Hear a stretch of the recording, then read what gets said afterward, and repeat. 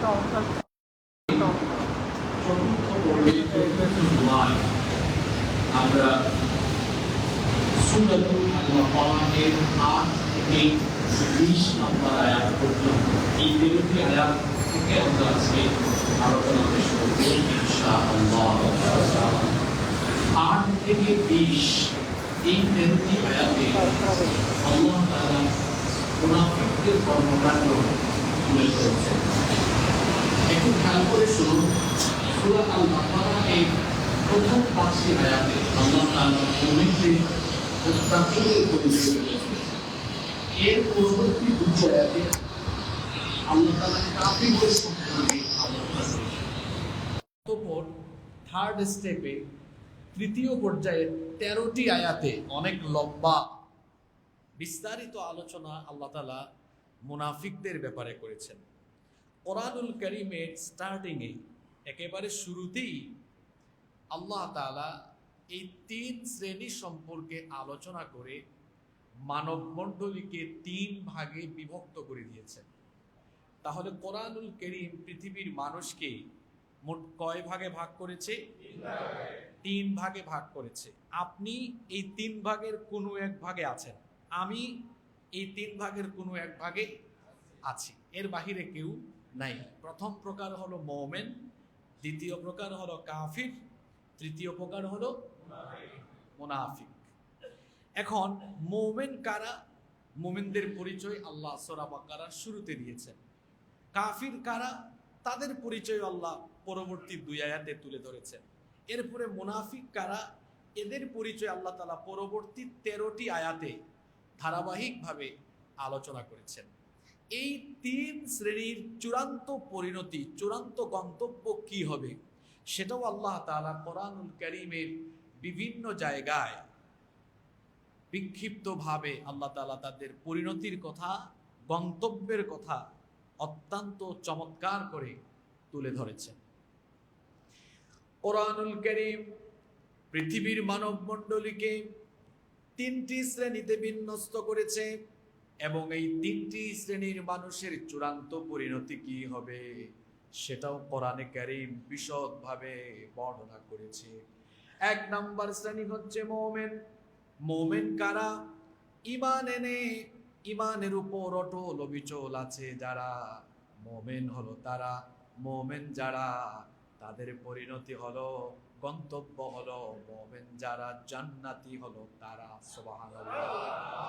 রব্বুল আলামিন কোরআনুল কারীমের ১৮ নম্বর সূরা সূরাতুল কাহফের ১০৭ নম্বর আয়াত থেকে এভাবে বলছেন, ইন্নাল্লাযীনা আমানু ওয়া আমিলুস সালিহাতি কানাত লাহুম জান্নাতুল ফিরদাউসি নুজুলা খালিদিনা ফিহা লা ইয়াবগুনা আনহা হিওয়ালা। আল্লাহ তাআলা বলছেন, নিশ্চয়ই ঈমান এনে সৎকর্ম করেছে যারা, আল্লাহর ১ নম্বরের জান্নাত, জান্নাতুল ফেরদাউসের মেহমান হয়ে যাবে তারা। আবার কোরআনুল কারীমের ৯ নম্বর সূরা সূরাতুত তাওবা এর ১১১ নম্বর আয়াতে আল্লাহ আরো চমৎকার করে বলেছেন, ইন্নাল্লাহা আশতারা মিনাল মুমিনিনা আনফুসাহুম ওয়া আমওয়ালাহুম বিআন্না লাহুমুল জান্নাহ। নিশ্চয়ই আল্লাহ তাআলা মুমিনদের জান এবং মালকে খরিদ করে নিয়েছেন, আর তাদের জানমালের বিনিময়ে তাদেরকে তিনি জান্নাত দিয়েছেন। তাহলে মুমিন যারা জান্নাতের সুসংবাদ পেয়েছে তারা। ২ নম্বর, কোরআন ২য় শ্রেণীতে যাদেরকে বিন্যস্ত করেছে তাদের পরিচয় হলো কাফির। ৩ নম্বর শ্রেণীর পরিচয় হলো মুনাফিক। কাফির হলো তারা আল্লাহ, রাসূল এবং ইসলামের সাথে কুফরি করে যারা, দুশমনি করে যারা। ৩ নম্বর মুনাফিক কারা? মুখে মুখে ঈমানের কথা বলে অন্তরের মধ্যে কুফরি লালন করে যারা। মুনাফিক হলো তারা। এই ২ শ্রেণীর মানুষের গন্তব্য হলো জাহান্নাম। তবে কাফিরদের স্ট্যাটাস হলো জাহান্নামের উপরে, আর মুনাফিকদের স্ট্যাটাস হলো জাহান্নামের নিচে। এই দুই শ্রেণীর পরিণতি সম্পর্কে রব্বুল আলামিন কোরআনে কারীমে বলেছেন। কোরআনুল কারীমের 9 নম্বর সূরা সূরাতুত তাওবা এর 68 নম্বর আয়াতে আল্লাহ তাআলা বলছেন, ওয়া'আদাল্লাহুল মুনাফিকিনা ওয়াল মুনাফিকাতি ওয়াল কুফফারা নারা জাহান্নামা খালিদিনা ফিহা হিয়া হাসবুহুম ওয়া লা'আনাহুমুল্লাহ ওয়া লাহুম আযাবুম মুকিম। আল্লাহ তাআলা বলছেন, মুনাফিক নারী পুরুষ এবং কাফিরদের ব্যাপারে আল্লাহ জাহান্নামের আগুনের ওয়াদা করেছেন। সেটা হলো তাদের আবাসস্থল, তাদের উপরে আল্লাহর লানত এবং তাদের জন্য চিরস্থায়ী আযাবের ব্যবস্থা যিনি রেখেছেন তিনি কে? আল্লাহ রাব্বুল আলামিন কোরআনুল কারীমের 4 নম্বর সূরা সূরাতুন নিসা এর 140 নম্বর আয়াতের শেষাংশে বলেছেন, ইন্নাল্লাহা জামিউল মুনাফিকিনা ওয়াল কাফিরিনা ফি জাহান্নামা জামিআ। নিশ্চয়ই আল্লাহ মুনাফিক এবং কাফির সবাইকে জাহান্নামে সমবেত করবেন। এই আয়াতগুলো খেয়াল করুন, এখানে আল্লাহ কাফিরদের কথা বলেছেন পরে, মুনাফিকদের কথা বলেছেন আগে। তার মানে হলো পরিণতির দিক বিবেচনায় কাফিরের চাইতে মুনাফিকের পরিণতি হবে অত্যন্ত ভয়াবহ। পরিণতির বিবেচনায়, আমি আবারও কথাটি রিপিট করছি, পরিণতির দিক বিবেচনায় কাফিরের পরিণতির চাইতে মুনাফিকের পরিণতিও আরো বেশি ভয়াবহ।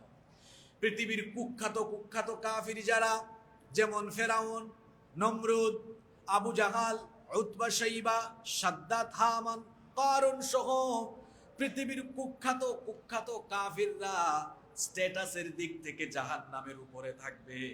আর কলিমউদ্দিন, সলিমউদ্দিন, আব্দুর রহমান, আব্দুস সামাদ নামের নাম নিয়ে মুসলমানের বেশ ধরে মুনাফিকি করেছে যারা, জাহান্নামে ফেরাউন নমরুদের নিম্ন স্তরে থাকবে তারা। এজন্য রব্বুল আলামিন কোরআনুল কারীমের 4 নম্বর সূরা সূরাতুন নিসা এর 145 নম্বর আয়াতে বললেন, ইন্নাল মুনাফিকিনা ফিদ দারকিল আসফালি মিনান নারি ওয়া লান তাজিদা লাহুম নাসীরা। নিশ্চয়ই মুনাফিকেরা জাহান্নামের একেবারে নিম্ন স্তরে অবস্থান করবে, আর সেখানে তাদের কোনো সাহায্যকারী থাকবে না, কোনো সাহায্যকারী থাকবে না। তাহলে ভয়াবহতার দিক বিবেচনায় কাফিরের চাইতে মুনাফিকের পরিণতি আরো বেশি খারাপ। তাহলে বলেন তো, তুলনামূলকভাবে মুনাফিক ভালো না কাফির ভালো? মানে এই দুই শ্রেণী থেকে ভালো কে? কাফের ভালো। মুনাফিক কাফের থেকেও খারাপ। তাহলে কোরআনে কারীম পৃথিবীর মানুষকে কয় ভাগে ভাগ করেছে? কয় ভাগে? সবচেয়ে খারাপ কারা? জোরে বলেন, সবচেয়ে খারাপ কারা? মুনাফিক। এজন্য আমাদের দুশমন শয়তান, সে কখনো আমাদেরকে কাফির বানাতে চায় না, কারণ সে জানে আমাদেরকে কাফির বানানো তার জন্য অনেক কঠিন। আর সে আমাদেরকে কাফির বানাতে যাবে কোন দুঃখে? শয়তান যদি আমাদেরকে কাফির বানায়, শয়তানের বেশি লাভ নাকি মুনাফিক বানালে শয়তানের বেশি লাভ? বুঝে শুনে জবাব দেন। আমাদেরকে কাফির বানালে শয়তানের বেশি লাভ নাকি আমাদেরকে মুনাফিক বানালে শয়তানের বেশি লাভ? এজন্য শয়তান আমাদেরকে কাফির বানাতে চায় না। শয়তান আমাকে, আপনাকে, আমাদেরকে ধোঁকা দিয়ে যেটা বানাতে চায় সেটার নাম কি? জোরে বলেন, মুনাফিক বানাতে চায়। কারণ কাফির বানাবে কেন? শয়তানের তো বুদ্ধি বেশি, আমাদের চেয়ে শয়তানের বুদ্ধি কম না বেশি? তো সে বুদ্ধি করে রেখেছে আপনাকে কাফির বানাইলে শয়তানের লস, আপনি জাহান্নামের উপরে চলে যাবেন। আর যদি আপনাকে কোন রকমে মুনাফিক বানাতে পারে তো শয়তানের লাভ আছে, আপনাকে একেবারে জাহান্নামের নিচে নিয়ে যেতে পারবে। মুনাফিক হচ্ছে মানুষের মধ্যে সবচেয়ে ডেঞ্জারাস ক্যারেক্টার। এরা হচ্ছে সবচেয়ে ভয়াবহ। এবং মুনাফিকের কোনো আলাদা সাইনবোর্ড নাই, আলাদা কোনো ব্যানারও নাই। কোনো ব্যক্তির কপালে পিঠে সাইনবোর্ড থাকে না যে আমি মুনাফিক। মুনাফিক চেনাও বড় মুশকিল। কেউ যদি হিন্দু দেখতে চায় তো হিন্দু পাড়ায় বা হিন্দু প্রধান দেশে গেলে প্রচুর পরিমাণ হিন্দু সেখানে সে দেখতে পাবে। কেউ যদি বলে আমি অনেক বেশি হিন্দু দেখব, তা আমরা তাকে বলবো ভারতে যান। কেউ যদি বলে বেশি বেশি বৌদ্ধ দেখব, তা বলবো চীন অথবা মিয়ানমারে যেতে পারেন। কিন্তু এরপরে কেউ যদি বলে সে খ্রিস্টান দেখবে, আমেরিকায় যাক। কেউ যদি বলে আমি বৌদ্ধ দেখব, তাহলে সে মিয়ানমারে যাক। কেউ যদি বলে ইহুদি দেখব, ইসরায়েলে যাক। কিন্তু কেউ যদি বলে হুজুর আমি মুনাফিক দেখব, কোথায় যাব? তার কি আলাদা কোনো দেশ আছে? মুনাফিক কোথায় থাকে? মুনাফিক কোথায় থাকে? মসজিদে মনে হয় থাকে না? মসজিদে থাকে না? মুনাফিক মসজিদেও থাকে। মুনাফিক মসজিদে অলস হয়ে দাঁড়ায় বা অলস হয়ে বসে। মসজিদের মধ্যে জীবাণু স্বভাব বেশি থাকে। মুনাফিকেরা মসজিদে আসলে মসজিদ থেকে তাড়াতাড়ি বের হওয়ার চেষ্টা করে। মুনাফিকেরা মসজিদে আসলে অলসভাবে নামাজে দাঁড়ায়। মুনাফিকরা মসজিদে আল্লাহর জিকির কম করে। মুনাফিকেরা মসজিদে আসে মানুষকে দেখাবার জন্য। এই রকম স্বভাবের মানুষ তো আমাদের সমাজে নাই। তাহলে মুনাফিক কোথায় থাকে? উত্তর হলো যেখানেই মুসলমান আছে সেখানেই ঘাপটি মেরে মুনাফিক অবস্থান করে। তাহলে মুনাফিক আমার আপনার আশেপাশেও থাকতে পারে কি পারে না? মুসল্লির ভিতরে থাকতে, মসজিদের কমিটির ভিতরে থাকতে। কি বলেন? অনেক মসজিদের কমিটির ভিতরে মুনাফিক লোক আছে না? অনেক মসজিদের কমিটির ভিতরে মুনাফিক মার্কা লোক থাকার কারণে ওই মসজিদের ব্যবস্থাপনা ভালো থাকে না। এমনকি যে মসজিদের কমিটিতে মুনাফিক মার্কা স্বভাবের লোকজন সদস্য থাকে, পরিচালক দায়িত্বশীল থাকে, ওই মসজিদের মেম্বর থেকে কোনোদিনও ইমাম বা খতিব সাহেব সত্য কথা সাহস করে বলতে পারেন না। কাফিরের চাইতে মুনাফিকরা যুগে যুগে ইসলামের ক্ষতি করেছে সবচাইতে কম না বেশি? কাফিররা তো সরাসরি ইসলামের বিরোধিতা করে, কিন্তু মুনাফিক এটা মিচকা শয়তান। মিচকা শয়তান বুঝেন তো? এটা সামনাসামনি না, এটা ভিতরে ভিতরে তলে তলে পাকনামি করে, তলে তলে শয়তানি করে। তারে চিনবেন কেমনে? তার মাথায় টুপিও আছে, শুক্রবার জুমার দিনে লম্বা জুব্বাও পরে, ঘর থেকে বের হলে একদম ধবধবে সাদা পাঞ্জাবিও পরে, আবার সুযোগ পেলে ইসলামকে জবাই করে। মুনাফিক লেবাস ধারণ করে মুসলমানের, কিন্তু কাজ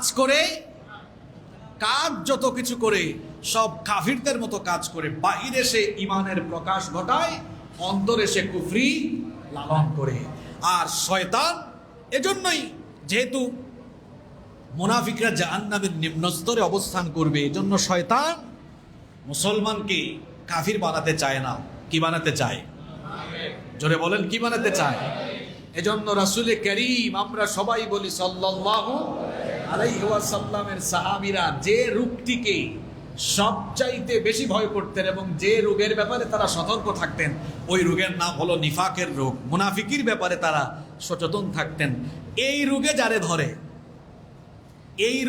ধরে, যদি জটিল কোনো রোগে কেউ আক্রান্ত হয়, মরণ ব্যাধিতে আক্রান্ত হয়ে কেউ যদি মারা যায়, সে জাহান্নামে যাবে এমন কোনো কথা কোরআন বা হাদিসের কোথাও আছে? কিন্তু মুনাফিকের রোগ নিয়ে কেউ মারা গেলে বিনা হিসাবে জাহান্নামের একেবারে নিম্ন স্তরে যাবে, এমন দিক নির্দেশনা, এমন কথা কোরআন হাদিসে আছে না নাই? এই জন্য আল্লাহর রাসূলের সাহাবীরা মুনাফিকের ব্যাপারে সবচাইতে বেশি সচেতন থাকতেন।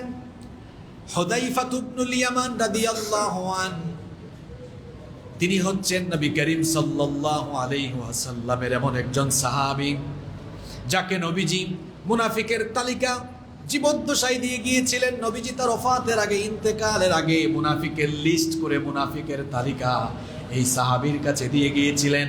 আল্লাহর নবী এই তালিকা তার কাছের সাহাবী আবু বকর রাদিয়াল্লাহু আনহুকে দেন নাই, ওমর রাদিয়াল্লাহু আনহুকে দেন নাই, ওসমান রাদিয়াল্লাহু আনহুকে দেন নাই, আলী রাদিয়াল্লাহু আনহুকে দেন নাই। আল্লাহর নবী এই লিস্ট দিয়েছেন হুযায়ফা ইবনুল ইয়ামান রাদিয়াল্লাহু আনহুর কাছে।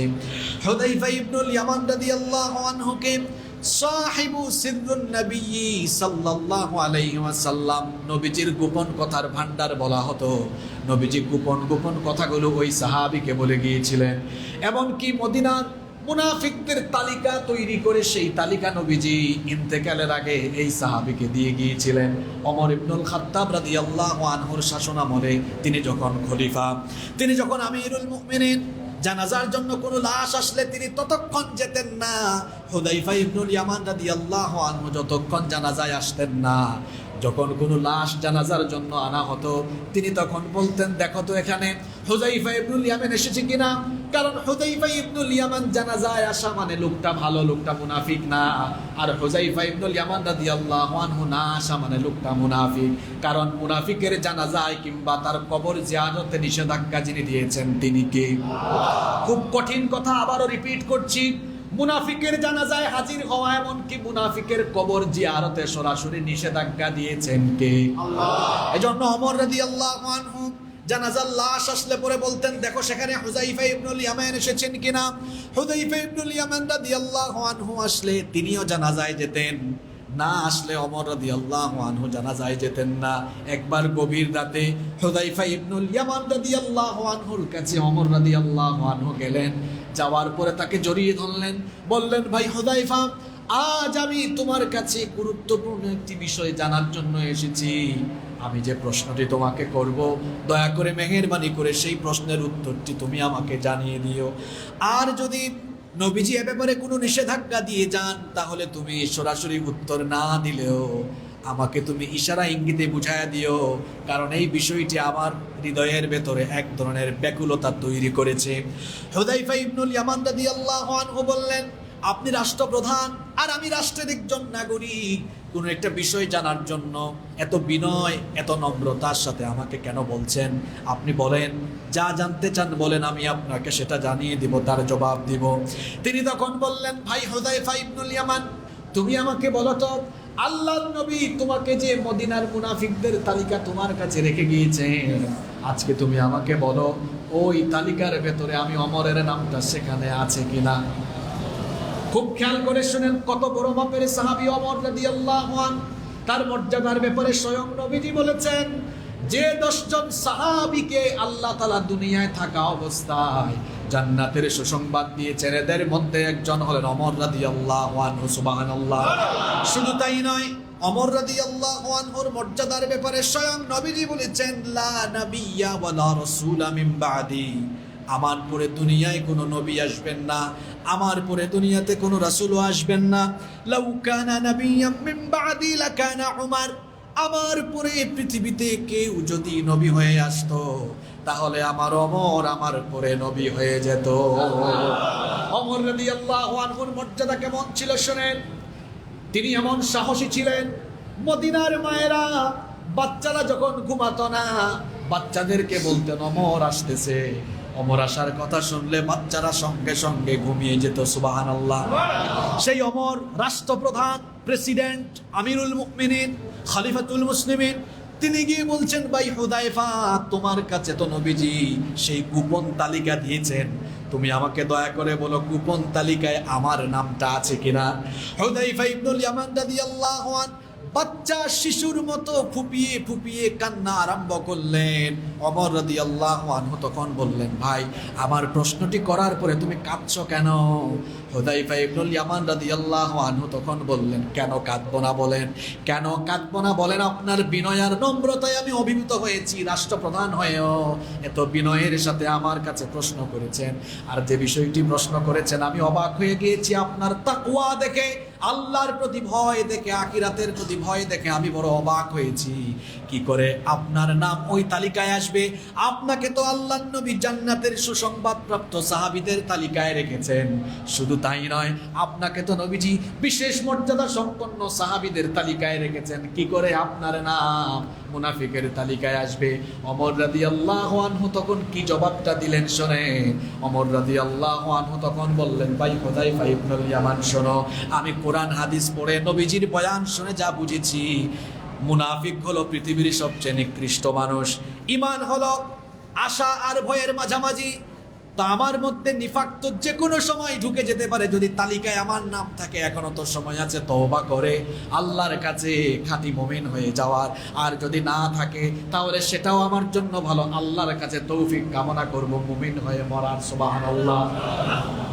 বড় বড় সাহাবীরা মুনাফিকির রোগের ব্যাপারে এভাবে তারা সচেতন থেকেছেন, কারণ নিফাকের রোগ হলো এমন রোগ, এই রোগে যারা আক্রান্ত হয়ে মারা যাবে আল্লাহ তাআলা তাদের ব্যাপারে বলেছেন বাশশিরিল মুনাফিকিনা বিআন্না লাহুম আযাবান আলীমা। ও নবী, মুনাফিকদেরকে জাহান্নামের ভয়াবহ আযাবের সুসংবাদ আপনি প্রদান করেন। আযাবের কি কখনো সুসংবাদ হয়? এটা আযাবের তীব্রতা বোঝানোর অর্থে আল্লাহ এই শব্দটি এখানে চয়ন করেছেন। অর্থাৎ মুনাফিকদেরকে এমন শাস্তি দেওয়া হবে যা তাদের কল্পনারও বাইরে। সম্মানিত মুসল্লিবৃন্দ, আল্লাহ তাআলা এই কোরআনে কারীমের ভেতরে কাফিরদের নামে সূরা দিয়েছেন। সূরার নাম হলো সূরাতুল কাফিরুন। এই সূরার আয়াত সংখ্যা হলো মাত্র 6টা, লাইন হলো মাত্র 3টা। কয় লাইন? কয় আয়াত? 6 আয়াত। আর মুনাফিকের নামে আল্লাহ তাআলা একটি সূরা দিয়েছেন, আয়াত সংখ্যা 11, পৃষ্ঠা সংখ্যা 1.5 পৃষ্ঠা। কাফিরের সূরা 3 লাইন, মুনাফিকের সূরা 1.5 পৃষ্ঠা। আপনারা কি ঘুমাই গেছেন নাকি? কাফিরের সূরা কয় লাইন? 3 লাইন। মুনাফিকের সূরা কয় পৃষ্ঠা? চিন্তা করেছেন? কাফিরের পরিচয় দিতে আল্লাহ লাগছে 3 লাইন, আর মুনাফিকটা এত খারাপের খারাপ, তার পরিচয় দিতে আল্লাহ লেগেছে কয় পৃষ্ঠা? কাফিরের পরিচয় দিতে আল্লাহ লেগেছে মাত্র 6 লাইন, 6 আয়াত। আর মুনাফিকের পরিচয় দিতে আল্লাহ লেগেছে কত আয়াত? 11 আয়াত। এমনকি সূরা বাকারায় আপনি লক্ষ্য করেন, প্রথম 5 আয়াতে মুমিনের কথা, আর মাত্র 2 আয়াতে কাফিরের কথা। আর মুনাফিকের কথা কয় আয়াতে? একটু আগেই তো বললাম, কত আয়াত? 13 আয়াত। কত আয়াত? তাহলে ভয়াবহতার দিক থেকে এই 3 শ্রেণীর মানুষ, মুমিন, কাফের, মুনাফিক, সবচাইতে ভয়াবহ কে? জোরে বলেন। একটি সমাজে, একটি দেশে ইসলাম, ইসলামী আন্দোলন, এরপরে মুসলমান, মুসলিম উম্মার জন্য ইসলাম বিরোধীরা এতটা ডেঞ্জারাস নয়। আমাদের লেবাস পরে আমাদের সমাজে ঘাপটি মেরে থাকা মুনাফিকরা যতটা ভয়াবহ।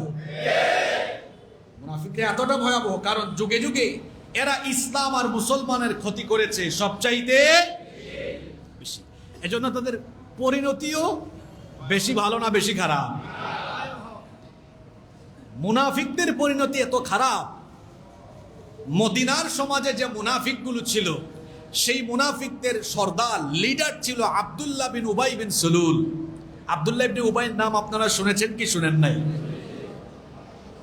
এই মুনাফিক আল্লাহ রসুলের পিছনে নামাজ আদায় করত, আল্লাহ রসুলের পিছনে নামাজ আদায় করত, আল্লাহ নবীর সাথে দাওয়াতে যেত, আল্লাহর নবীর সঙ্গে চলাফেরা করত, কিন্তু ভেতরে ভেতরে সে নিফাকগ্রস্ত ছিল। কাফির মুশরিকদের সাথে বন্ধুত্ব করে ইসলাম আর মুসলমানদের ক্ষতি সাধন করেছে। উহুদের ময়দান থেকে তার 300 সৈন্য নিয়ে সে পলায়ন করেছিল। জীবদ্দশায় মৃত্যুর আগ পর্যন্ত সারা জীবন ইসলাম আর মুসলমানদের ক্ষতি সাধন করেছে। তাবুকের অভিযান থেকে ফিরে আসার কিছুদিন পরেই এই মুনাফিক নেতা মারা গেল। তার ছেলের নাম আব্দুল্লাহ। তার ছেলে দৌড়ে নবীজির কাছে আসলো, এসে বলল, ইয়া রাসূলুল্লাহ, আমরা বলি সাল্লাল্লাহু আলাইহি ওয়াসাল্লাম, আমার পিতা মারা গিয়েছেন। আমার পিতার ইচ্ছে ছিল তিনি মারা যাওয়ার পরে যেন আপনার গায়ের জুব্বা মুবারক দিয়ে আমার পিতার কাফনের কাফন পরিধান করানো হয়। এই কথা শুনে আল্লাহর নবী সঙ্গে সঙ্গে তার একটি জুব্বা দিয়ে দিলেন। এবং আব্দুল্লাহ বিন উবাইয়ের ছেলে বলল, আমার পিতা আরো বলেছেন তিনি মারা যাওয়ার পরে যেন আপনি তার জানাজায় গিয়ে ইমামতি করেন। আল্লাহর রাসূল তার জুব্বা মুবারক দিয়ে বললেন, ঠিক আছে, বাড়িতে যাও, গিয়ে লাশ প্রস্তুত করো, দাফনের জন্য প্রস্তুত করো, জানাজার জন্য প্রস্তুত করো, আমি আসতেছি। কিছুক্ষণ পরে যখন আল্লাহর নবী রওনা দিবেন, ওমর রাদিয়াল্লাহু আনহু সামনে এসে বাধা দেওয়া আরম্ভ করলেন। আল্লাহর নবীকে বাধা দিলেন, ওমর রাদিয়াল্লাহু আনহু স্মরণ করিয়ে দিলেন, ও আল্লাহর নবী, আপনি তো জানেন এই লোকটা সারা জীবন ইসলাম আর মুসলমানদের ক্ষতি করেছে। উহুদের ময়দানে আমাদের সাথে সে দুশ্মনী করেছে, তার 300 সৈন্য নিয়ে পলায়ন করেছে, সারা জীবন আমাদের ক্ষতি সাধন করেছে। তার সকল কুকর্ম নবীজির সামনে তুলে ধরলেন। আল্লাহর নবী এগুলো শোনার পরেও বললেন, ওমর, জানাজায় যেতে তো আমার আল্লাহ এখনো আমাকে নিষেধ দেন নাই, সুতরাং তুমি আমার পথের সামনে থেকে সরে দাঁড়াও। আল্লাহর নবী যখন রওনা দিবেন, ওমর রাদিয়াল্লাহু আনহু নবীজিকে আবারও ধরলেন, বাধা দিলেন। বেশ কয়েকটি জায়গায় ওমর রাদিয়াল্লাহু আনহু একাকী সিদ্ধান্ত নিয়েছেন, আর ওমর রাদিয়াল্লাহু আনহুর সিদ্ধান্তের পক্ষে আল্লাহ কোরআনের আয়াত নাজিল করে ওমর রাদিয়াল্লাহু আনহুর পক্ষে রায় দিয়েছেন। এখানে ওমর রাদিয়াল্লাহু আনহুর পক্ষে আল্লাহ 2টা আয়াত নাজিল করেছিলেন। কিভাবে আয়াতগুলো নাজিল হয়েছিল শোনেন। ওমর রাদিয়াল্লাহু আনহু বাধা দেওয়া সত্ত্বেও নবীজি থামলেন না, জানাজায় চলে গেলেন। যখন নবীজি জানাজার সামনে দাঁড়ালেন, জানাজায় আল্লাহর নবী যখন লাশ সামনে নিয়ে জানাজার সামনে দাঁড়াতে যাবেন, আল্লাহ বরদাস্ত করলেন না। আল্লাহ সঙ্গে সঙ্গে আয়াত নাজিল করলেন। সূরা তাওবা এর 84 নম্বর আয়াত নাজিল হয়ে গেল, ওয়ালা তুসাল্লি আলা আহাদিম মিনহুম মাতা আবাদান ওয়ালা তাকুম আলা কবরি ইন্নাহুম কাফারু বিল্লাহি ওয়া রাসূলিহি ওয়া মাতু ওয়া হুম ফাসিকুন। আল্লাহ আয়াত নাজিল করলেন, ও নবী, এই মুনাফিকদের মধ্য থেকে কেউ যদি মারা যায়, তার জানাজায় আপনি দাঁড়াবেন না, এমনকি তার কবরের সামনে দাঁড়িয়ে আপনি কবর জিয়ারত করবেন না। আল্লাহু আকবার। কোন নবী? ভালো করে শুনেন। যেই নবী কিবলা পরিবর্তনের জন্য হাত তুলে মোনাজাত করা লাগে না, মনে মনে চেয়েছেন, আল্লাহ মনের আশা পূরণ করে দিয়েছেন, সুবহানাল্লাহ। সেই নবী মুনাফিকের জানাজায় যখন হাজির, আল্লাহ তাআলা এই ক্ষেত্রে কঠোরতা অবলম্বন করলেন। আল্লাহ বললেন, না, একজন মুনাফিকের জানাজায় আপনি তার লাশ সামনে নিয়ে দাঁড়াতে পারেন না, এমনকি তার কবরের সামনেও দাঁড়াতে পারেন না। ও নবী, আজকে এই মুনাফিকের জন্য আপনি ক্ষমাও চাইতে পারেন না। তার জন্য যদি আপনি ক্ষমা চান, আল্লাহ আয়াত নাজিল করলেন, সূরা তাওবার ভেতরে আছে, ইস্তাগফির লাহুম আও লা তাস্তাগফির লাহুম ইন তাস্তাগফির লাহুম 70 মাররাতান ফালান ইয়াগফিরাল্লাহু লাহুম যালিকা বিআন্নাহুম কাফারু বিল্লাহি ওয়া রাসূলিহি ওয়াল্লাহু লা ইয়াহদিল কওমাল ফাসিকিন। আল্লাহ তাআলা বললেন, ও নবী, এই মুনাফিকের জন্য একবার দুইবার না, আপনি যদি 70 বারও তার জন্য আমার কাছে ক্ষমা চান, আমি আল্লাহর ডিসিশন হলো এই ধরনের মুনাফিক আর কিয়ামত পর্যন্ত পৃথিবীতে আসা যত মুনাফিক, এদের জন্য ক্ষমা যতই চাওয়া হোক না কেন, আমি এদেরকে কখনোই ক্ষমা করব না। আল্লাহু আকবার। কোন নবী? আগেই বলেছি, যে নবী কিবলা পরিবর্তনের জন্য হাত তুলে বলা লাগে না, মনে মনে চাওয়া মাত্রই মনের চাওয়া পূরণ করে দিয়েছেন কি আল্লাহ। সেই একই নবীকে আল্লাহ বলছেন, মুনাফিকের ব্যাপারে হাত তুলে লাভ নাই, চাইয়া লাভ নাই, কোন মুনাফিককে আমি ক্ষমা করব না।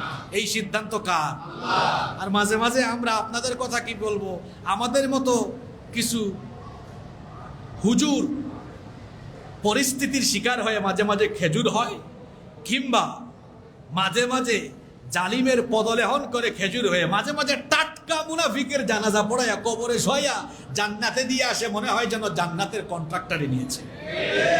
কি বলেন? আছে তো? আপনি কার জানাজায় দাঁড়িয়েছেন? যদি আপনি জানেন কোন ব্যক্তি জীবদ্দশায় মুনাফিকি কর্মকাণ্ডে লিপ্ত ছিল, তার কবর জিয়ারত তো দূরের কথা, তার জানাজায় আপনি দাঁড়াতে পারবেন না। এই নিষেধাজ্ঞা কার? এজন্য কোন হকপন্থী আলেম কখনোই কোন মুনাফিকের জানাজা বা কবর জিয়ারতে শামিল হতে পারে। ব্যক্তিত্ববান আলেম হওয়া দরকার। সত্যকে সত্য বলুন, মিথ্যাকে মিথ্যা বলুন, ন্যায়কে ন্যায়, অন্যায়কে অন্যায়, সাদাকে সাদা, কালোকে কালো বলতে শিখুন। মুনাফিকরা হচ্ছে পৃথিবীর সবচাইতে ডেঞ্জারাস ক্যারেক্টার। আজকে যে আয়াতগুলো আসতেছে আলোচনায়, 13টা আয়াত, এগুলো কাদের সম্পর্কে? মুনাফিকদের সম্পর্কে। মুনাফিক শব্দটি হচ্ছে আরবি, এর অর্থ হলো মান ইউখফিল কুফরা ওয়া ইউযহিরুল ঈমান, যারা মুখে মুখে ঈমানের প্রকাশ ঘটায়, ঈমানের কথা বলে কিন্তু অন্তরে কুফরি লালন করে। মুনাফিক হচ্ছে সেই ব্যক্তি মান ইউযহিরু খিলাফু মা ইউবতিন, তার বাহিরে একটা ভিতরে বলে একটা করে, যার ভিতর এক বাহিরে আরেক, তার নাম কি? বাহিরে ফিটফাট ভিতরে, এটার নাম কি? জোরে বলেন। এখন এই জাতির আবির্ভাব কিভাবে হলো, মুনাফিকদের গোড়াপত্তন কিভাবে হলো, মুনাফিকদের উত্থান কিভাবে হলো, এর একটা ইতিহাস আছে না নাই? আজকে আমি আপনাদেরকে এই 13টা আয়াতের আলোচনা শুরু করার আগে মুনাফিক জাতির উদ্ভব কিভাবে হলো, এদের স্টার্টিং কিভাবে হলো, এদের গোড়াপত্তনের ইতিহাস আপনাদের সামনে তুলে ধরছি। নবীজি মক্কায় ছিলেন কত বছর? কথা বলছেন না কেন আপনারা? হ্যাঁ, 13 বছর। কত বছর? এই 13 বছর কি কোনো মুনাফিক ছিল? জোরে বলেন। কোনো মুনাফিক ছিল? মুনাফিক পাওয়া গেল কোথায় আসার পরে? জোরে বলেন। শুনেন, মুনাফিকদের উত্থান, এদের গোড়াপত্তন কিভাবে হলো, কিভাবে মুনাফিকদের উত্থান হলো, মুনাফিকদের গোড়াপত্তনের ইতিহাস আপনাদেরকে শোনাচ্ছি। আল্লাহর নবী 13 বছর যখন মক্কায় ছিলেন, নির্মম নির্যাতন নিপীড়নের মধ্যে নবীজি এবং তার অনুসারীরা ছিলেন। সেখানে একজন মুনাফিকও ছিল না, কোনো ব্যক্তি এমন ছিল না যে ব্যক্তি মুখে মুখে ঈমানের কথা বলে অন্তরে অন্তরে কুফরি লালন করে, কিংবা মুখে মুখে ঈমানের কথা বলে ভেতরে ভেতরে ঈমানের বিরোধিতা করে। এই রকম কোনো মানুষ মক্কার ভেতরে ছিল না, বরং মক্কায় ছিল তার বিপরীত চিত্র। চলাফেরা করত কাফিরদের সাথে, কিন্তু ভেতরের মধ্যে ঈমান রাখত। মক্কায় ছিল এই পরিবেশ। আর যখন নির্মম নির্যাতন নিপীড়নের সম্মুখীন হয়ে আল্লাহর আদেশে নবীজি এবং সাহাবীরা মদিনায় চলে আসলেন।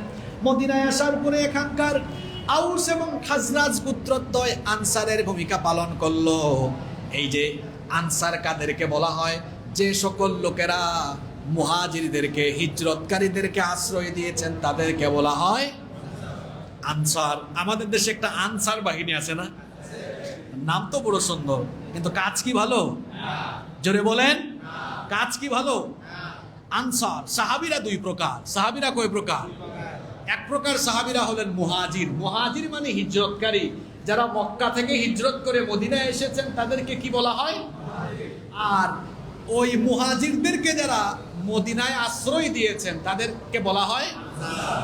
তাহলে বিশৃঙ্খলা করা এটা কি আনসারের স্বভাব, নাকি সাহায্য করা আনসারের স্বভাব?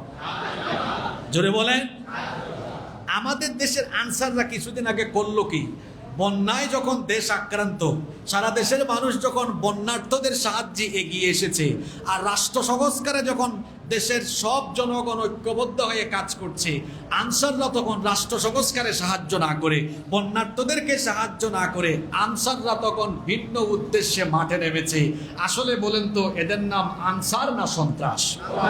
এদের নাম আনসার না সন্ত্রাস? পরে এমন দৌড়ান খাইছে, এমন দৌড়ানো খাইছে। আপনারা দেখেছেন, সাংবাদিক জিজ্ঞেস করছে যে কি হয়েছে, কি হয়েছে, দৌড়ান কেন? কয় এখন কথা বলার টাইম নেই, আগে যান বাসায়। শুধু আনসাররা দৌড়ানো খাচ্ছে বিষয়টা এমন নয়। এই বাংলাদেশ 15 বছর স্বৈরাচারী দ্বারা নির্যাতিত নিপীড়িত ছিল। এখন ছাত্র জনতার বিপ্লবের পরে এই বাংলাদেশের মানুষ পরাধীনতার শৃঙ্খলকে ছিন্ন ভিন্ন করে দিয়ে মানুষ যে নতুন বাংলাদেশ গড়ার স্বপ্ন দেখছে, এই স্বপ্নকে ধূলিসাৎ করার জন্য শুধু আনসার নয়, যখনই যে কেউ বিভিন্ন চেহারায় আত্মপ্রকাশ ঘটবে, এভাবেই ছাত্র জনতার দৌড়ানো খেয়ে মামু বাড়ি দিল্লিতে যাওয়া লাগবে। এজন্য সাবধান হওয়া দরকার, সতর্ক হওয়া দরকার, এদেশের মানুষকে চেনা দরকার। এদেশের মানুষরা গুলিকেও ভয় না করে, গুলির সামনে দাঁড়িয়ে যেভাবে এক অভ্যুত্থান ঘটিয়ে যেভাবে তারা এক নতুন বাংলাদেশ বিনির্মাণের স্বপ্নে এগিয়ে যাচ্ছে, সেই দেশের এই সাহসী বীর জনতাকে কোনো কিছু দিয়েই এই দেশের মানুষকে নতুন বাংলাদেশ গড়ার যে পথে তারা আছে সেই পথ থেকে তাদেরকে দূরে সরানো যাবে না ইনশাআল্লাহ। তো বলছিলাম মুনাফিকদের গোড়াপত্তন কিভাবে হলো। মক্কায় কোনো মুনাফিক ছিল? মক্কা থেকে সাহাবীরা মদিনায় আসলেন। এখানে দুইটা গোত্র ছিল, বড় দুইটা গোত্র। নাম কি বলেছি? আউস এবং খাজরাজ। এই আউস এবং খাজরাজ এই দুই গোত্রের মানুষ তখন মুহাজিরদেরকে আশ্রয় দিলেন। তারা হয়ে গেলেন কি হলেন? জোরে বলেন, আনসার। আউস এবং খাজরাজ গোত্রের লোকেরা আনসার হয়ে গেলেন। এবং শুধু যে আনসার হলেন তা নয়, তারা এর পাশাপাশি কি করলেন? তারা ঈমান এনে তারা ঈমানের পথে এমন অগ্রণী ভূমিকা পালন করলেন যে দ্বীন বিজয়ে তারা অগ্রণী ভূমিকা পালন করেছেন। সুবহানাল্লাহ। আউস এবং খাজরাজ গোত্রের লোকেরা মূর্তি পূজা ত্যাগ করে মুসলমান হয়ে গেলেন। খাজরাজ গোত্রের একজন বিখ্যাত নেতা ছিল, তার নাম হচ্ছে আব্দুল্লাহ বিন উবাই বিন সালুল। শুনতেছেন তো আপনারা? সে কোন গোত্রের ছিল? খাজরাজ। কোন গোত্রের?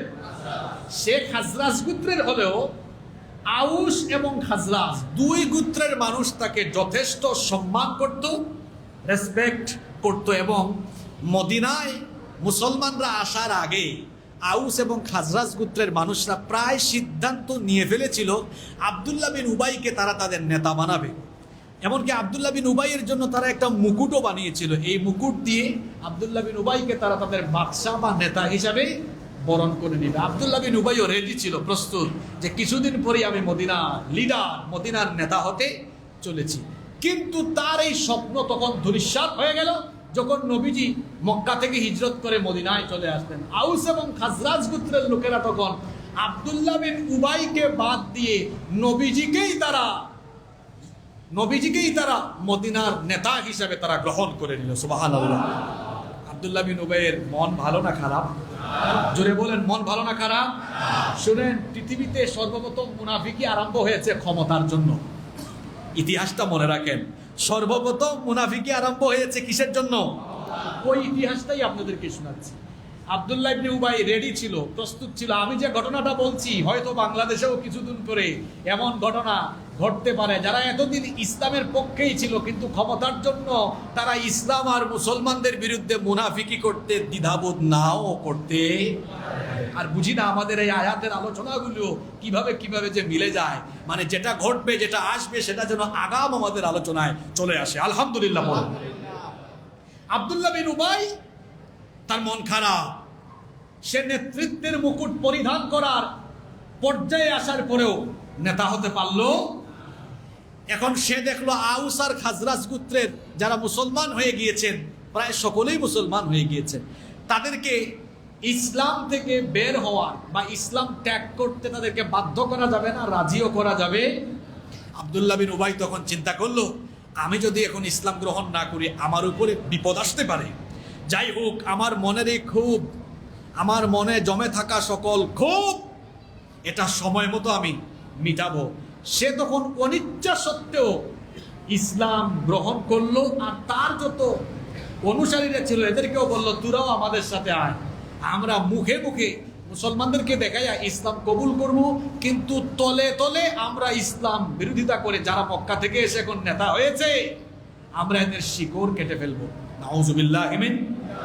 তাহলে এই যে আব্দুল্লাহ বিন উবাই এবং তার অনুসারীরা, এই কিছু সংখ্যক লোকেরা ঈমান গ্রহণ করলো, এরা কি মুখ দিয়ে যে ঈমানের ঘোষণা দিয়েছে, অন্তরে কি তাদের ঈমান ছিল?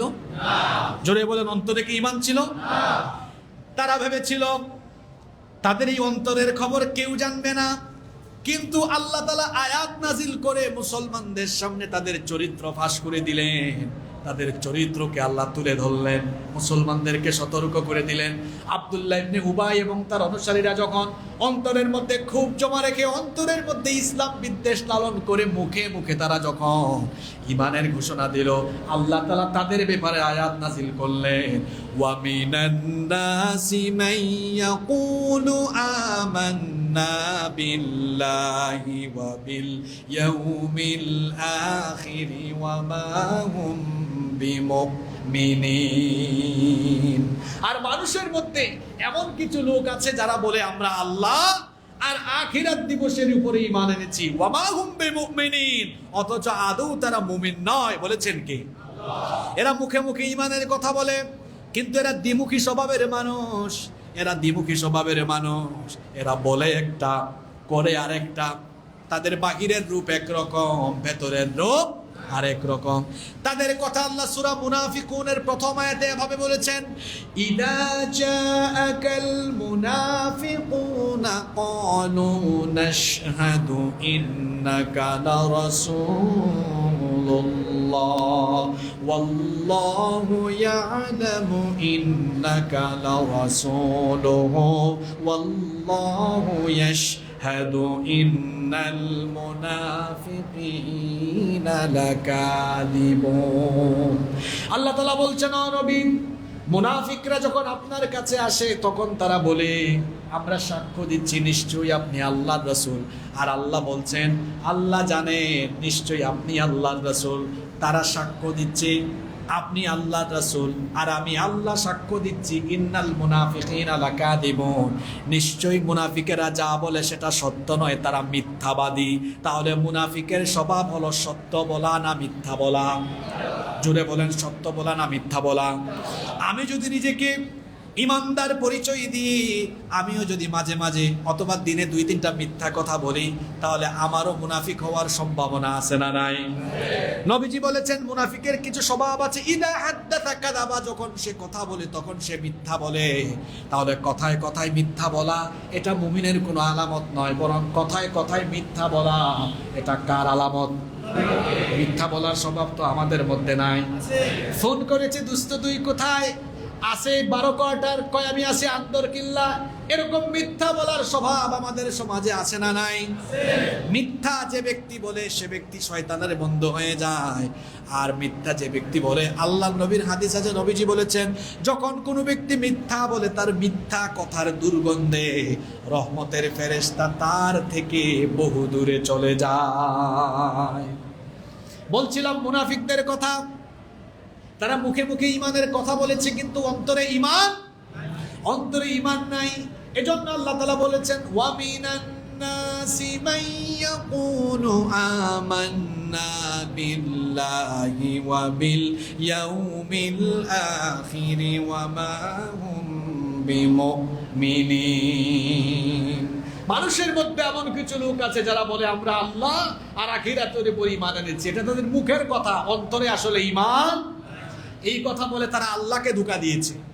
তারা আল্লাহকে ধোঁকা দিয়েছে, আবার মুমিনদেরকেও ধোঁকা দিয়েছে। মুমিনদেরকে দেখায়, দেখো আমরা তোমাদের দলের লোক।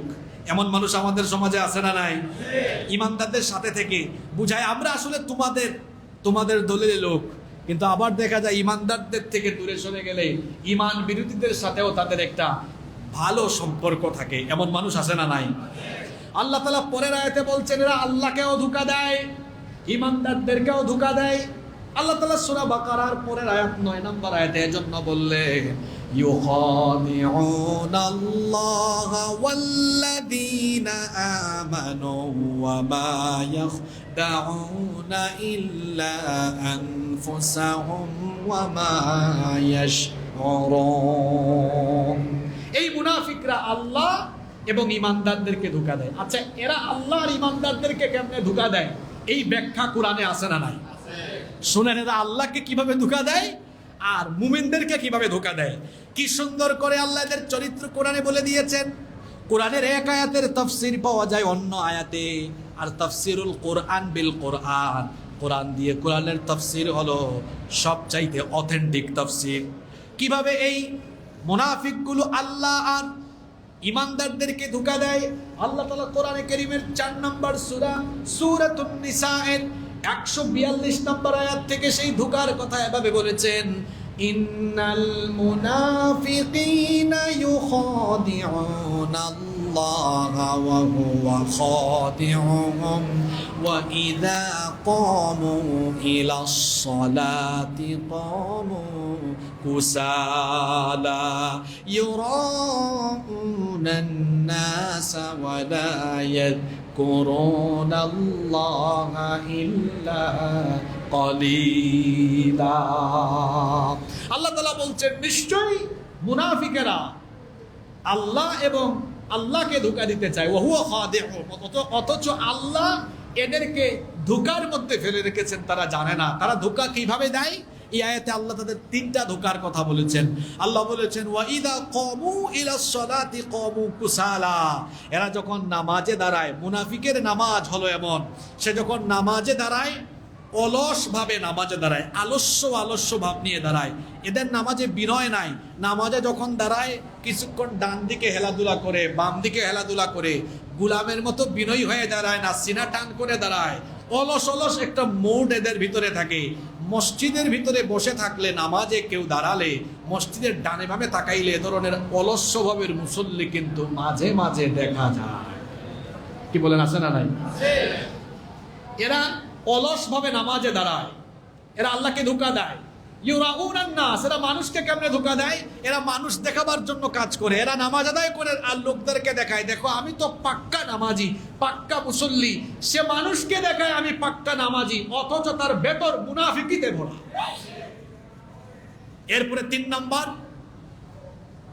ওয়ালা ইয়াযকুরুনাল্লাহা ইল্লা কালিলা, আল্লাহর জিকির, আল্লাহকে স্মরণ করার প্রবণতা এদের মধ্যে খুব কম না বেশি?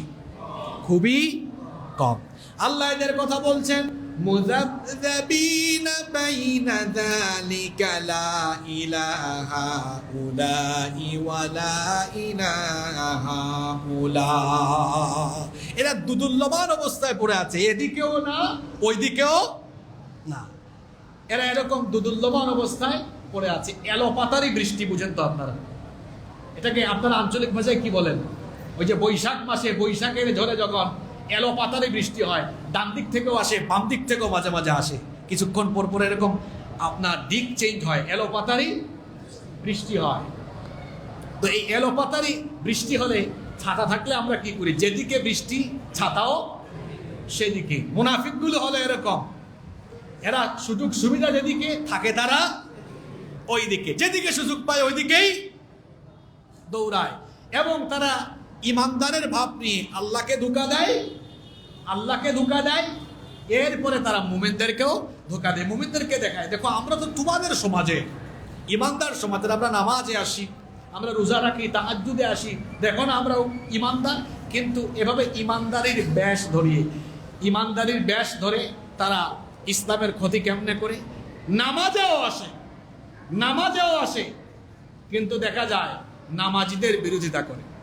দেখেন নাই গত 15 বছর নামাজে আসে, আবার দেখা যায় না নিজে বলে ফজরের নামাজ দিয়ে দিন শুরু করে। কেউ আছে 70 রাকাত তাহাজ্জুদ পড়ুয়া, আবার তারাই এমন নামাজি পাইলেই বিভিন্ন ট্যাগ লাগিয়ে ধরে ধরে জেলখানা ভরপুর করে দিয়েছে। এই হলো স্বভাব। নিজেরা নামাজির বেশ ধরে ঠিক, কিন্তু নামাজি পিটায়, নামাজিদের দাড়ি ধরে ধরে টানে। এরকম চিত্র আপনারা দেখেছেন কি দেখেন নাই? দেখেছেন কি দেখেন নাই? আল্লাহ তাআলা বলছেন তারা বলে তারা আল্লাহকে ধোঁকা দিচ্ছে, তারা মুমিনদেরকে ধোঁকা দিচ্ছে। ওয়া মা ইয়াখদাউনা ইল্লা আনফুসাহুম, এরা জানে না যে এরা নিজেরাই নিজেদেরকে ধোঁকাগ্রস্ত করছে। ওয়া মা ইয়াশউরুন, অথচ তারা সেটা উপলব্ধি করতে পারছে। এরপরে 10 নম্বর আয়াতে তাদের ব্যাপারে আরো বলা হয়েছে ফি কুলুবিহিম মারাদুন ফাযাদাহুমুল্লাহু মারাদা ওয়া লাহুম আযাবুন আলীমুম বিমা কানু ইয়াকযিবুন। ফি কুলুবিহিম মারাদ, আল্লাহ বলছেন এদের অন্তরে রোগ আছে, ব্যাধি আছে, পীড়া আছে, সংশয় আছে। মুফাসসিরিনে কেরাম বলছেন এই মারাদ, এই অসুস্থতা, এই রোগের নাম হলো মুনাফিকের রোগ। এদের অন্তরে কিসের রোগ আছে?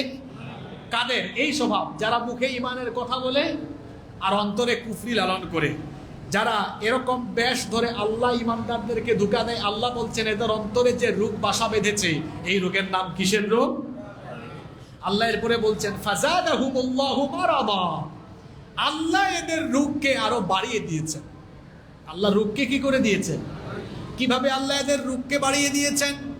আল্লাহ তাআলা মুনাফিকদেরকে তাদের মুনাফিকির কারণে সাথে সাথে শাস্তি দেন না। আল্লাহ একটু সময় দেন, সুযোগ দেন, অবকাশ দেন।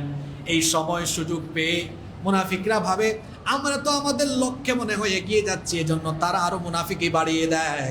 মুনাফিকি বাড়াতে বাড়াতে যখন তারা সীমা ছাড়িয়ে যায়, তখন আল্লাহ তাদেরকে ধরেন। যেমন আল্লাহ তাআলা সূরা তাওবার 125 নম্বর আয়াতে সুন্দর করে বলেছেন, ওয়া আম্মাল্লাযীনা ফী কুলুবিহিম মারাদুন ফাযাদাতহুম রিজসান ইলা রিজসিহিম ওয়া মাতু ওয়া হুম কাফিরুন। আল্লাহ তাআলা বলছেন, অতএব যাদের অন্তরে ব্যাধি রয়েছে আল্লাহ তাদের অপবিত্রতার সাথে অপবিত্রতাকে আরো বৃদ্ধি করে দেন। আর এইরকম নিফাকগ্রস্ত হতে হতে হতে হতে এই অবস্থায় তারা মৃত্যুবরণ করে। আর নিফাকগ্রস্ত অবস্থায় মুনাফিকের রোগ নিয়ে তারা যখন মারা যায়, তাদের এই অবস্থার কারণে ওয়ালাহুম আযাবুন আলীমুম বিমা কানু ইয়াকদিবুন, তাদের এই ইমানদারের মিথ্যা বেশভূষার কারণে তাদেরকে কঠিন আযাবের সম্মুখীন যিনি করবেন তিনি কে? আল্লাহ। দুনিয়াতে থাকা অবস্থায় এই সকল মুনাফিকদের নাম মুসলমানদের নামের সাথে ছিল, মুসলমানদের সমাজে বসবাস ছিল, কিন্তু আখেরাতে পুলসিরাতের উপর মুসলমানদের থেকে তাদেরকে পৃথক করে দেওয়া হবে। এখন তারা মুসলমানদের সমাজে ঘাপটি মেরে আছে, কিন্তু আল্লাহ বলছেন আখিরাতে হাসরের ময়দানে আমি তাদেরকে মুসলমানদের থেকে আলাদা করে দিব। দুনিয়াতে যেভাবে মুনাফিকরা ইমানদারদের সাথে চলে, নিজেদেরকে ইমানদার পরিচয় দেয়, ঠিক তেমনি হাসরের ময়দানেও, হাসরের মাঠেও মুনাফিকরা ইমানদারদের দলে যেতে চাইবে। ইমানদারদের দলে তারা যখনই যেতে চাইবে তখনই তারা তাদেরকে পৃথক করে দিবেন কে? হাসরের ময়দানে যখন সব মানুষকে হাজির করা হবে, হাসরের ময়দানে যখন সব মানুষগুলো একত্রিত হবে, ইমানদারদের ডানে বামে সামনে পিছনে আল্লাহ তাআলা নূর দান করে দিবেন, সুবহানাল্লাহ। কিন্তু কাফির এবং মুনাফিকদের চতুর্পাশ অন্ধকার হয়ে যাবে। কাফিরদের পাশে মুনাফিকরা থাকবে, তাদের চারপাশটা অন্ধকার। তারা হঠাৎ করে দেখবে যে ইমানদারদের সাথে তারা দুনিয়াতে চলাফেরা করত, আর যাদেরকে তারা ধোঁকা দিত সেই ইমানদারদের চারপাশে নূর আছে। তখন তারা ইমানদারদেরকে লক্ষ্য করে কি বলবে শুনেন, আল্লাহ সেটাও কোরআনে কারিমে ফাঁস করে দিয়েছেন। কোরআনে কারিমের 57 নম্বর সূরা হাদীদের 13 নম্বর আয়াত থেকে আল্লাহ বলছেন, ইয়াউমা ইয়াকুলুল মুনাফিকুনা ওয়াল মুনাফিকাতু লিল্লাযীনা আমানু انظرونا نقتبس من نوركم। সেই দিন মুনাফিক নারী এবং পুরুষেরা ইমানদারদেরকে বলবে, তোমরা একটু দাঁড়াও, তোমরা একটু থামো। হাসরের ময়দানে আজ আমরা তমসাচ্ছন্ন অন্ধকারে নিমজ্জিত হয়েছি, কিন্তু তোমাদের চারপাশে তো আমরা নূর দেখছি, তোমাদের কাছ থেকে কিছু নূর আমাদেরকে দাও। তখন এই মুনাফিকদেরকে কি বলা হবে শুনেন, কিলা রজিউ ওয়ারাআকুম ফালতামিসু নূরান ফাদরিবা বাইনাহুম বিসুরিন লাহু বাবুম বাতিনুহু ফীহির রাহমাতু ওয়া যাহিরুহু মিন কিবালিহিল আযাব। তখন তাদেরকে বলা হবে, সামনে আগাইও না মুনাফিকের দল, পিছনে ফিরে যাও, পিছনে গিয়ে তোমরা আজ নূর তালাশ করো। তখন আল্লাহ তাআলা বলছেন, আমি ইমানদার আর মুনাফিকদের মাঝখানে একটা দেয়াল, একটা প্রাচীর নির্মাণ করে দিব, যাতে করে মুনাফিকরা দুনিয়াতে যেমন ইমানদারদের কাছে ঘেঁষে ইমানদারদের কাছে এসে ইমানদারদের ক্ষতি করেছে, এই সুযোগ আর কিয়ামতে পাবে না। মাঝখানে একটা দেয়াল আমি নির্মাণ করে দিব, আর এই দেয়ালে একটা বাব, একটা দরজা থাকবে। এই দরজার অপর প্রান্তে ইমানদারেরা আল্লাহর রহমতের ভিতরে থাকবে, সুবহানাল্লাহ। আর অপর প্রান্তে মুনাফিকদেরকে কঠিন আযাবের সম্মুখীন যিনি করবেন তিনি কি? আল্লাহ। যখন আল্লাহ একটা দেয়াল নির্মাণ করে দিবেন, মুনাফিকগুলো চিৎকার করবে, চিৎকার করে তারা মুমিনদেরকে বলবে, ইউনাদুনাহুম আলাম নাকুম মাআকুম ক্বালু বালা ওয়ালাকিন্নাকুম ফাতানতুম আনফুসাকুম ওয়া তারাব্বাসতুম ওয়ারতাবতুম ওয়া গাররাতকুম কুমুল আমানিয়ু হাত্তা জাআ আমরুল্লাহ ওয়া গাররাকুম বিল্লাহিল গারুর। চিৎকার করে তারা তখন বলবে, মুনাফিকরা চিৎকার করে ঈমানদারদেরকে বলবে, আলাম নাকুম মাআকুম, আমরা কি দুনিয়াতে তোমাদের সাথে ছিলাম না? ঈমানদাররা তখন বলবে, বালা, অবশ্যই তোমরা আমাদের সাথে ছিলে, কিন্তু ওয়ালাকিন্নাকুম ফাতানতুম আনফুসাকুম, তোমরা নিজেরা তোমাদেরকে বিপদগ্রস্ত করেছো, ওয়া তারাব্বাসতুম, এবং তোমরা তোমরা নিজেদেরকে প্রতীক্ষার ভেতরে রেখেছো, ওয়ারতাবতুম, নিজেদেরকে তোমরা সন্দেহের ভেতরে রেখেছো, ওয়া গাররাকুমুল আমানিয়ু, দুনিয়ায় ক্ষমতার জন্য, দুনিয়াবি মোহের কারণে, দুনিয়াবি মোহ তোমাদেরকে মোহাবিষ্ট করে রেখেছিল। হাত্তা জাআ আমরুল্লাহ, এরকম নিফাকের পথে থাকতে থাকতে আল্লাহর আদেশ অর্থাৎ মৃত্যু তোমাদের কাছে চলে এসেছিল। তোমরা শয়তানের ধোঁকায় পড়ে গিয়েছিলে, মহাপ্রতারক শয়তান তোমাদেরকে প্রতারিত করেছিল। সুতরাং আজ তোমরা আর আমাদের সাথে থাকার কোনো সুযোগ পাবে না, আমাদের সাথে থাকার কোনো সুযোগও পাবে না। এভাবে করে মুনাফিকদেরকে হাসরের ময়দানে যিনি বেইজ্জত করবেন তিনি কে? আল্লাহ এই কথাই বলছেন, ইউখাদিউনা আল্লাহ ওয়াল্লাযীনা আমানু ওয়া মা ইয়াখদাউনা ইল্লা আনফুসাহুম ওয়া মা ইয়াশউরুন। এরা আল্লাহর ঈমানদারদেরকে ধোঁকা দিতে চায়, অথচ তারা নিজেরাই ধোঁকার ভেতরে পড়বে। এমন ধোঁকার ভেতরে তারা পড়বে যে তাদের অন্তরে এই বেদি থাকার কারণে হাসরের মাঠে এমন অবস্থা হবে, ওয়ালাহুম আযাবুন আলীমুম বিমা কানু ইয়াকযিবুন, তাদের এই মিথ্যাচারের কারণে কঠিন শাস্তি তাদেরকে যিনি দিবেন তিনি কে? এই ধরনের কার্যক্রমে যখন মুনাফিকরা লিপ্ত ছিল, এই ভয়াবহ কার্যক্রমে লিপ্ত থাকার পরেও দুনিয়াতে তাদেরকে আল্লাহ শাস্তি না দিয়ে প্রথমে সংশোধনের কথা বলেছেন। কিভাবে আল্লাহ সংশোধন হওয়ার কথা বলেছেন? 11 নম্বর আয়াতে আল্লাহ সেই কথা বলছেন, ওয়া ইযা কিলা লাহুম লা তুফসিদু ফিল আরদি ক্বালু ইন্নামা নাহনু মুসলিহুন। আর যখন তাদেরকে বলা হলো তোমরা ফাসাদ করো না, এই যে তোমরা মুখে মুখে ঈমানের কথা বলে তলে তলে ইসলাম আর মুসলমানদের ক্ষতি করে ফাসাদ সৃষ্টি করছে, এটা তোমরা করো না, তখন তারা কি বলে? ইন্নামা নাহনু মুসলিহুন, আমরা তো ফাসাদ করছি না, আমরা সংস্কার করছি। কি করছি? আল্লাহ বলছেন, আলা ইন্নাহুম হুমুল মুফসিদুনা ওয়ালাকিন লা ইয়াশউরুন। সাবধান, এরাই হলো ফাসাদ সৃষ্টিকারী, অথচ তারা সেটা উপলব্ধি করতে পারছে।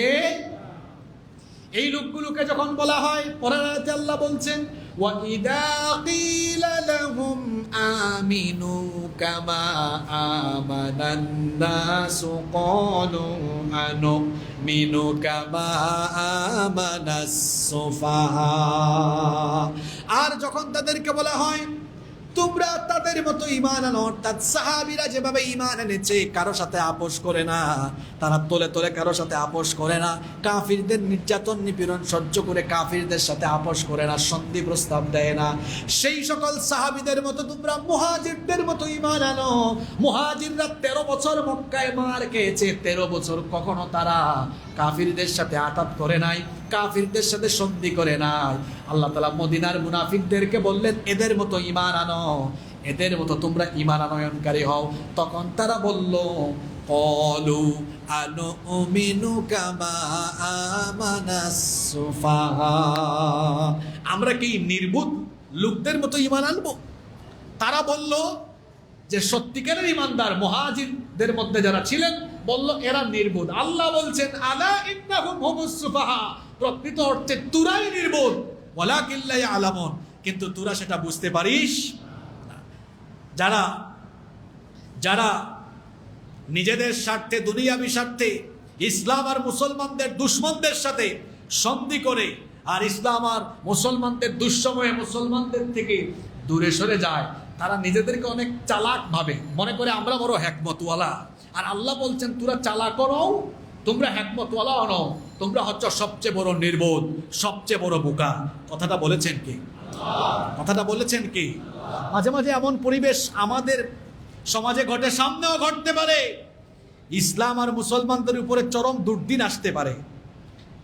ভাবিয়েন না যে এখন সুদিন পেয়েছেন, সামনের দুর্দিন আসবে না। আজকে বড় কঠিন কথা খুতবার শেষ মুহূর্তে আমি বলি, বড় কঠিন কথা বলি। আমরা বনি ইসরাইলের ইতিহাস জানি। বনি ইসরাইলকে আল্লাহ ফেরাউনের হাত থেকে নাজাত দিয়েছিলেন, ফেরাউনকে আল্লাহ ডুবিয়ে মেরেছিলেন। ফেরাউনের হাত থেকে আল্লাহ মুসা নবী তার অনুসারীদেরকে নাজাত দিলেন। ফেরাউন নাই, এখন তো তারা স্বাধীন। এখন তারা কি স্বাধীন। এই স্বাধীনতা পাওয়ার পরেও তাদের খাসলত পরিবর্তন না হয় 40 বছর তারা একটি ময়দানের ভেতরে বন্দী অবস্থায় ছিল, ক্ষমতাও পায় নাই, স্বাধীনভাবে চলাফেরাও করতে। অপরাধটা কি? স্বভাবের পরিবর্তন না। আমি বাংলাদেশে বর্তমানে যে অবস্থা লক্ষ্য করছি, স্বাধীনতা পাওয়ার পরেও কিছু মানুষের খাসলতের মধ্যে এত সমস্যা আছে, এই খাসলত পরিবর্তন না করলে আরো কত বছরের জন্য যে বন্দিত্ব দশা আসবে আল্লাহ ছাড়া কেউ জানে না। আমার এই কথাগুলো উপলব্ধি করার জন্য আজকেই গিয়ে বনি ইসরাইলের ইতিহাস পড়বেন। বনি ইসরাইলের লোকেরা ফেরাউন থেকে নাজাত পাওয়ার পরে 40 বছর ক্ষমতাও পায় নাই, স্বাধীনতাও। ফেরাউন থেকে স্বাধীন হয়েছে, কিন্তু স্বাধীনতা এরপরেও কেন? ওই ফেরাউনের হাত থেকে নাজাত পাওয়ার পরেই সাগরের ওই পারে গিয়ে আল্লাহ বললেন, যাও জিহাদে যাও, আমালিকাদের বিরুদ্ধে জিহাদ করো। তারা বলল না, আমরা পারবো না। তারা পথ দিয়ে হেঁটে যাচ্ছে, দেখলো এক সম্প্রদায়ের লোকেরা মূর্তি পূজা করছে। তারা বলল, মুসা আমাদেরকেও যদি কিছু একটা বানায় দিতা, আমরাও এরকম পূজা করতে পারতাম। মুসা নবী গেলেন তুর পাহাড়ে, ওইদিকে তারা বাসুরের প্রতিমা বানিয়ে সেটার পূজা আরম্ভ করে দিল। খাসলতের কোনো পরিবর্তন হয় নাই। স্বভাবের পরিবর্তন না হলে, নিজেদের অন্তরের ভেতরে ইখলাস না নিয়ে আসলে, নিজেদের উদ্দেশ্য ঠিকঠাক না করলে এমন পরাধীনতা আসবে যে পরাধীনতা থেকে উদ্ধার হতে হলে 15 বছর নয়, 30 বছরও সময় লাগতে পারে। আল্লাহ আমাদেরকে কথাগুলো বুঝার তৌফিক দান করুন। আজকে আমরা 8 থেকে 13 এই 5টি আয়াতের আলোচনা করলাম। আরো বাকি আছে কয়টা আয়াত? আরো না, আমাদের গেল কয়টা? আমাদের গেল 6টা আয়াত, আরো আছে 7টা আয়াত। বাকি 7টা আয়াতের আলোচনা আমরা আগামী জুমায় করবো ইনশাআল্লাহ। বসেন, আমি সর্বশেষ 5 মিনিটে আপনাদেরকে গুরুত্বপূর্ণ একটি বিষয় শেয়ার করব ইনশাআল্লাহ। সম্মানিত মুসল্লিবৃন্দ, আপনারা জানেন ভারতীয় বন্যায় ফেনী, কুমিল্লা, নোয়াখালী, লক্ষ্মীপুর, হবিগঞ্জ, মৌলভীবাজার, চট্টগ্রামের মিরেশ্বরাই, ফটিকছড়ি এই অঞ্চলগুলো ভয়াবহভাবে প্লাবিত হয়েছে। স্মরণকালের ভয়াবহ বন্যায় এই অঞ্চলগুলো প্লাবিত হয়েছে। আজকে সকালেও আমি খোঁজ নিলাম, নোয়াখালী এবং লক্ষ্মীপুরের কিছু জায়গায় এখনো রাস্তাঘাটে এবং বাড়ির আঙ্গিনায় মানুষের পানি রয়েছে। এই বন্যায় দেশের মানুষ আরো ঐক্যবদ্ধ হয়েছে। আপনারা দেখেছেন সর্বশ্রেণীর মানুষরা কিভাবে এই বন্যার্ত ভাই বোনদের পাশে দাঁড়িয়েছে। আলেম উলামা, বিভিন্ন পেশার মানুষ, তরুণ যুবক, আবাল বৃদ্ধ বনিতা সবাই এদের পাশে ঐক্যবদ্ধভাবে আজকে দাঁড়িয়েছে। তারই অংশ হিসাবে আমরা এই ফজমিয়া কন্ট্রাক্টর জামে মসজিদ কমিটিতে যারা আছেন, ফজমিয়া কন্ট্রাক্টর বাড়ির যারা আছেন, এবং এই 12 কোয়ার্টার পাহাড়তলিস্থ অনেক ব্যবসায়ী, পেশাজীবী এবং অনেক সম্মানিত ব্যক্তিবর্গ বসে আমরা গত শনিবারে বন্যার্তদের পাশে দাঁড়ানো যায় কিনা আমরা কয়েকজন বসে, এরপরে আমরা প্রায় 3.5 লক্ষ টাকার চাইতেও বেশি কালেকশন করে প্রায় 400 পরিবারের মধ্যে ভারী প্যাকেজ, প্রায় 17 কেজির মতো প্রত্যেকটি প্যাকেজে ছিল। এ ধরনের প্যাকেজ আমরা বন্যার্ত অঞ্চলে বিতরণ করেছি আলহামদুলিল্লাহ। তো এই কথাগুলো আমরা বলার আরো একটি কারণ আছে, কারণ গত সপ্তাহে আমরা আমাদের উস্তাদ, এই মসজিদের সাবেক খতিব professor doctor B M Mafizur Rahman Al Azhari হাফিজাহুল্লাহ উস্তাদ সহ